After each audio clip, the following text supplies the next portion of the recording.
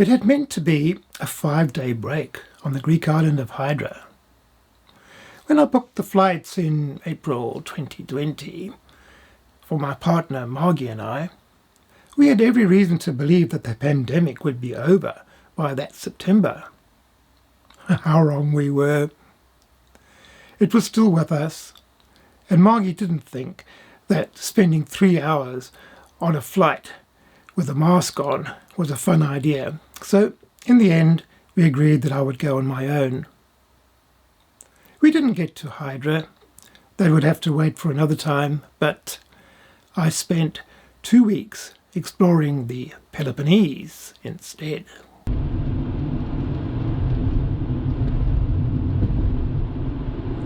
I am gazing upon the face of Agamemnon. So much affection. Great day for sightseeing, I must say. Very welcome indeed. Very welcome.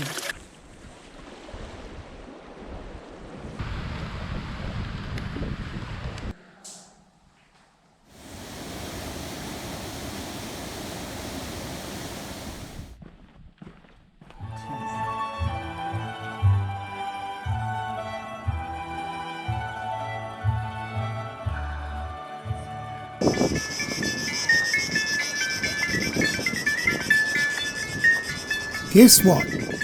First thing this morning I'm headed for the Acropolis. It's a fair walk, but I want to avoid the lack of social distancing on the metro. I'm halfway up the hill and have climbed up some rickety steps to find these slippery rocks with a great view of the sprawling city. But this is the Areopagus, where the Council of Elders used to meet. I really don't know what to expect, climbing up to what turns out to be a gateway to the Acropolis.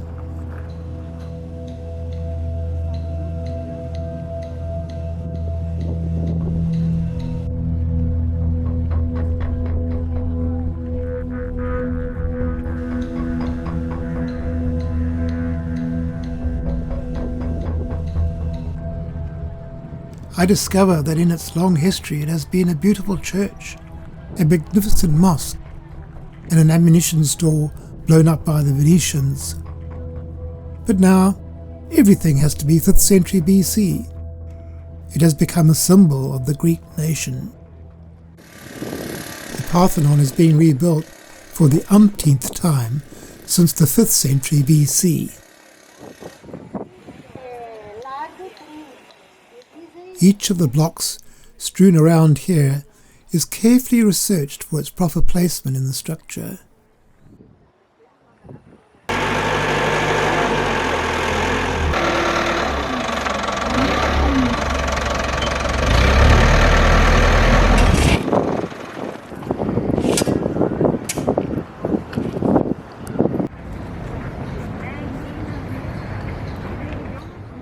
Not a lot of tourists. Quite understandable at this time.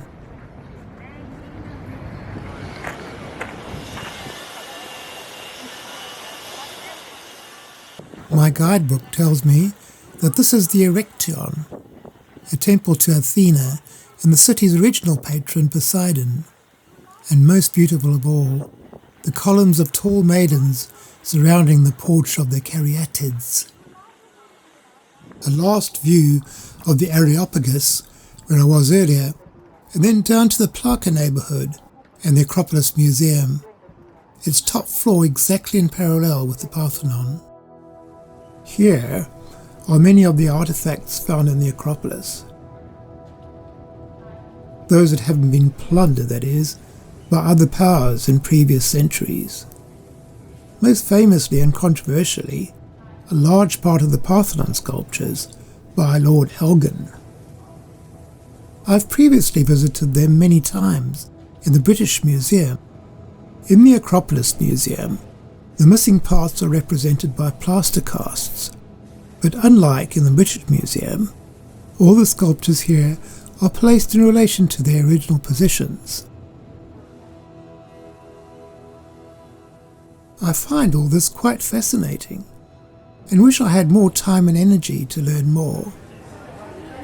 Time enough to enjoy tea and a Greek salad on the terrace, though. Underneath the museum, the archaeological remains of houses uncovered here when the site was excavated. That evening, I enjoy an inexpensive curry at a restaurant near my hotel, frequented, it seems, by members of the black community.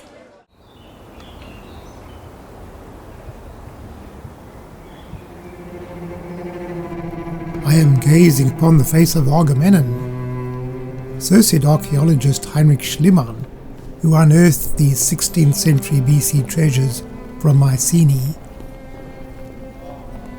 So precious are these, I'm only allowed 10 minutes in this section of the museum.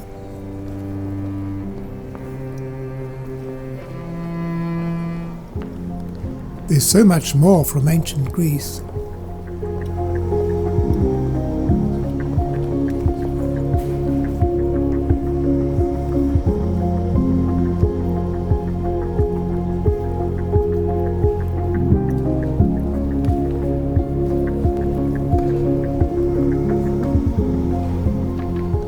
Aphrodite takes a swipe at naughty Pan. Very funny. I find myself at the meat and seafood market. Doesn't look like COVID restrictions are being taken seriously at all. Those dates look delicious.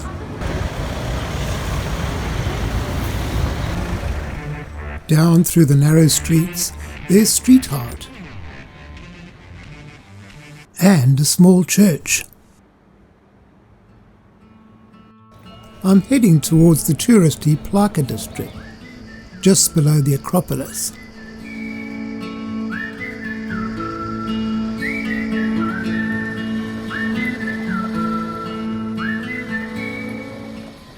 This is the Bathhouse of the Winds, a relic of the Ottoman era. Greece was under the Turks for 400 years.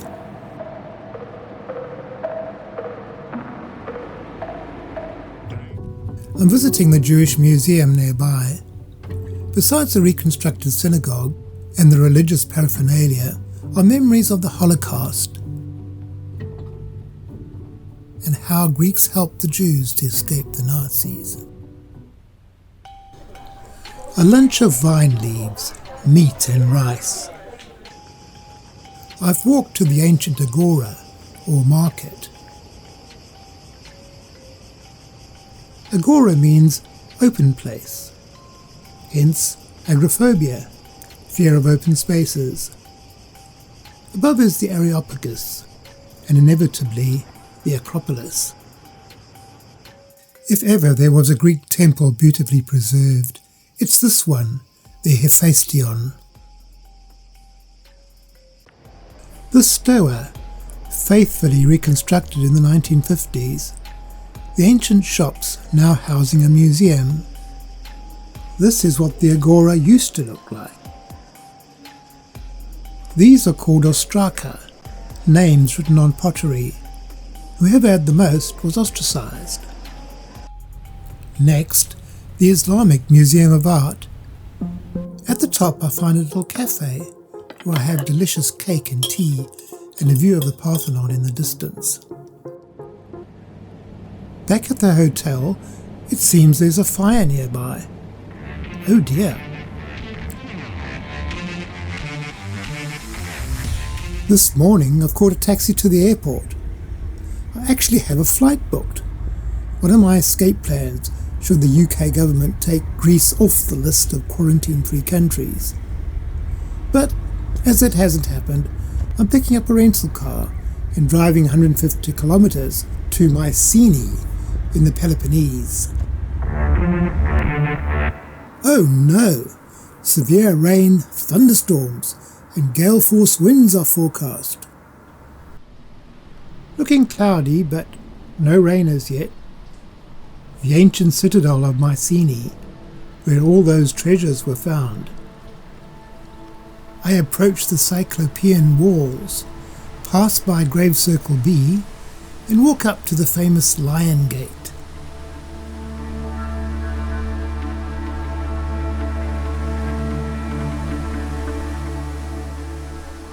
Grave Circle A is where the golden masks and treasures were found. I'm imagining Heinrich Schliemann digging around here, finding a golden death mask and rushing off to tell the world, "I am gazing at the face of Agamemnon." The wind has come up and rain is threatening.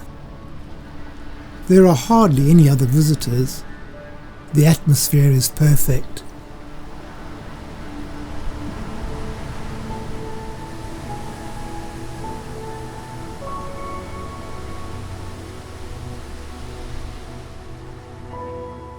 What intrigues would have unfolded up here in the palace? The underground system would have been vital to the inhabitants of the city. Apparently, the steps still go down to the water below, but sadly access is blocked. Nearby is an ancient tomb, known today as the Tomb of Agamemnon. No one knows, of course. It has this incredible beehive structure, a wonderful bit of 2nd century BC engineering. A friendly dog greets me at my accommodation, La Petite Planète, in the nearby village. Also in the village is the Bella Helena, home to Schliemann's museum. Yes, the famous archaeologist stayed here, in this very room in fact. And not just him, but many other famous people. Acropolis. So all these old maps and things. Yes, you can see these old maps here. You can spend your time around as much as you like. Oh, okay. Well, thank you very much. You're welcome, sir. Sadly, the owners had to let go all of his staff due to COVID. This fairy tale, he calls it. This morning the rain has arrived, bringing with it a beautiful scent. I am warmly welcomed downstairs for breakfast. So much affection.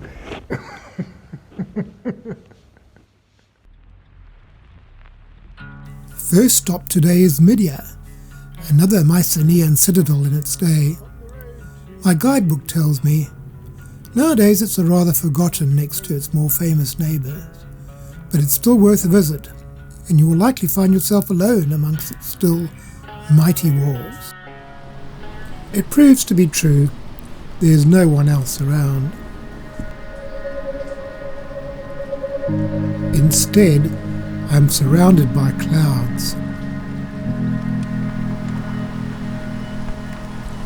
I can hear dogs barking far below in the village, and the view of the Argolid plain and the coast is magnificent. Back on the road, I'm taking the quieter, scenic route to Epidaurus.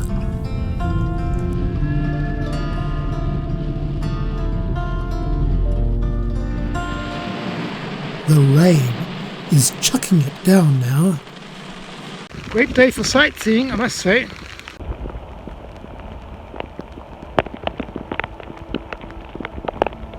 That's quite a sight. Well, I'll just take some shelter under the trees here and see the theatre. Not a soul here besides myself. A whole crowd of nobody listening to nobody. Built in the 4th century BC, the theatre is used today for the odd impromptu concert and for the staging of Greek dramas during the Athens festival. There's an overwhelming scent of pine and thyme as I wander around the rest of the site, which was a healing centre. Here, at the Asclepion Sanctuary, the birthplace of modern medicine, the sick were brought to be made well by the god Asclepius, whose temple this is.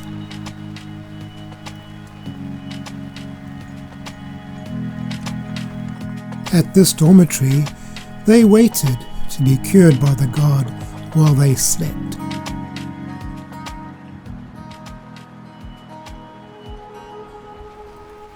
The stadium hosted games every 4 years. I am now headed for the small village of Varthi on the coast of the Methana Peninsula. The rain has eased a bit, but suddenly I get an urgent message on my phone.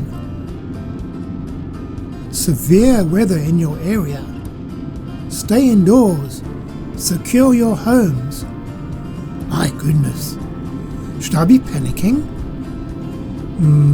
Looks just like a rainy day in the English countryside to me.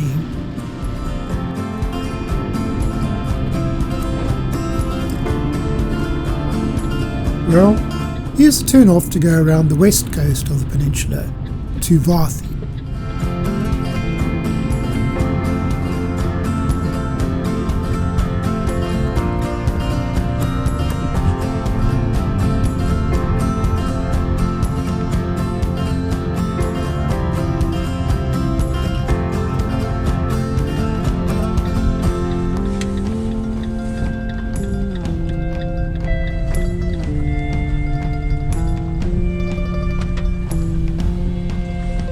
I must say that after all that stormy weather, I could do with a cup of tea.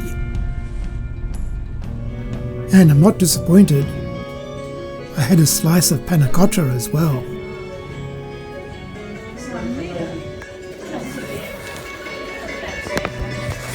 This is certainly Greece. What a tranquil place indeed.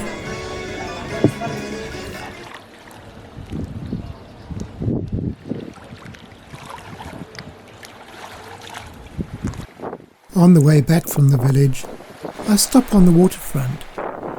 It's magical. It's a 30-minute drive to Galatas.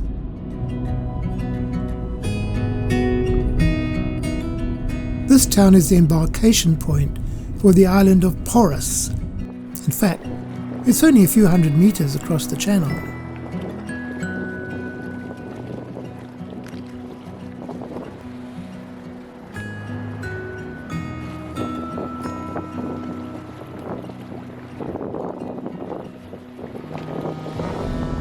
Onwards, past the inevitable roadside memorial and the equally ubiquitous olive trees to the port of Emioni, gateway to the island of Hydra, our original destination.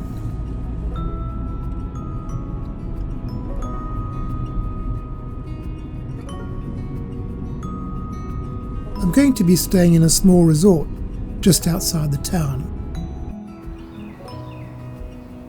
Dinner is from the local supermarket.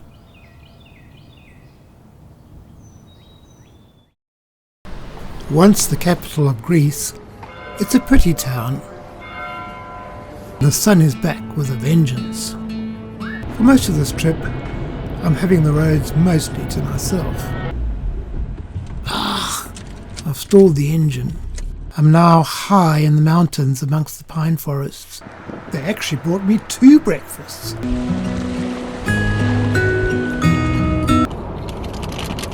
It's quite nice. Ευχαριστώ. It's okay.